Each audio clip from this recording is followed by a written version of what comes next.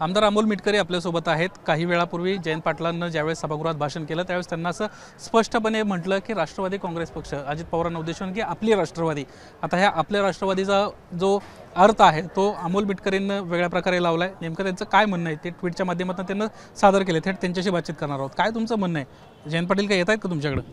सभागृहातली विरोधी बाकावरची जर तुम्ही भाषणं ऐकली असतील तर त्या भाषणामध्ये जयंत पाटील साहेब असं म्हणाले की दादा म्हणजे अजितदादांना बघून की आपल्या पक्षाचा एक नियम आहे, योग्य वेळी योग्य निर्णय, त्याचे वेगळे वेगळे अर्थ जरी होत असले आणि जयंत पाटील साहेबांना मी जितका ओळखतो हीच ती योग्य वेळ, मागे एक जागा खाली होती आणि मी #रामकृष्ण हरी आता कार्यकाळ संपलाय, आता देवगिरी हेच आपलं प्रेरणास्थान असावं अशा प्रकारचं ते विधान आहे। आणि मला विश्वास आहे की त्या विधानाचा जो मी आज ट्विट केलंय ते तुम्हाला लवकर अंमलात आलेलं दिसेल। तुमच्या चेहऱ्यावरचा एक स्माईल काहीतरी सांगताय, म्हणजे तुम्हाला काहीतरी माहिती आहे।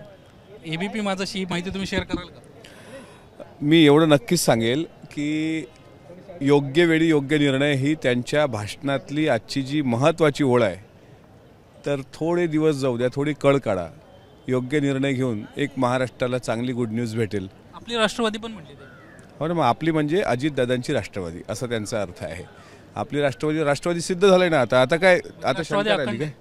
राष्ट्रवादी काँग्रेस पक्ष अजितदादाच्या नेतृत्वात जो अखंड उभा झालाय महाराष्ट्रामध्ये, फिर से जो खडा हुआ है, त्यामध्ये येण्यास अनेक लोक इच्छुक आहेत। शेवटी पक्षाचे नेते अंतिम निर्णय घेत असतात आणि कोणाला आदर वाटणार नाही जयंत पाटील साहेबांसारख्या मोठ्या नेत्याबद्दल।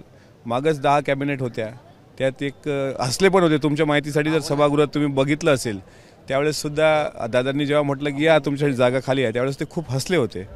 त्याच वेळेस तुमच्या बऱ्याच गोष्टी लक्षात यायला पाहिजे होत्या।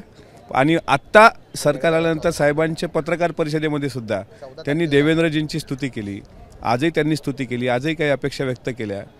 आणि मी त्यांच्या एवढा मोठा नाही, मुरब्बी नाही, पण चालणार आहे का? साहेबांचं एक आवडीचं गाणं आहे, तुम इस तरह जो मुस्कुरा रहे हो, क्या गम है जिसको छुपा रहे हो।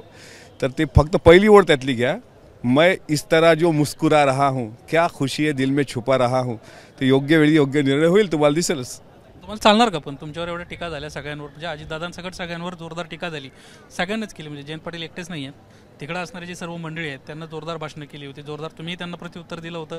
तशाच पद्धतीनं खालच्या पातळीवर का होईना पण अनेक ठिकाणी असं पाहायला मिळालं, जोरदार टीका होत होती। आणि अशा वेळी आता तुम्ही निवडणूक संपली की एकत्र काही निर्णय हे पक्षश्रेष्ठी घेत असतात। मी फक्त त्यांचं भाषण आज काळजीपूर्वक ऐकलं। पक्षश्रेष्ठींचे जवळचे अमोल मिटकरी आहेत, आता सांगून टाका काय आहे ते। नाही, पक्षश्रेष्ठींना विचारल्याशिवाय अमोल मिटकरी काही सांगणार नाही। फक्त मी मधली ओळ आजच्या भाषणातली सांगितली, योग्य वेळी योग्य निर्णय। धन्यवाद आमच्याशी बातचीत केल्याबद्दल। कुठेतरी एक सूचक वक्तव्य करण्याचा प्रयत्न अमोल मिटकरींना केला आहे। योग्य वेळी योग्य निर्णय जयंत पाटील घेतील असं त्यांचं म्हणणं आहे। कॅमेरामन दीपेश महाजनसह निलेश बुदावले, एबीपी माझा, मुंबई। एबीपी माझा, उघडा डोळे बघा नीट।